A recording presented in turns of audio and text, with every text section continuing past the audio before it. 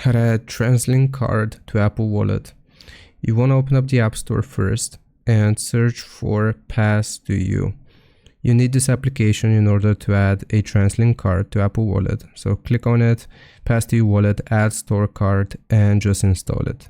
Once you have it installed, click on Open, and now we will select the plus sign in the bottom right corner. Then apply a pass template.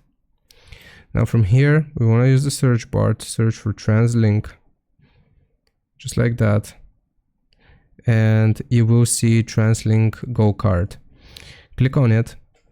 And then here you have to customize your information. So type out any information that you may have and then click on Done.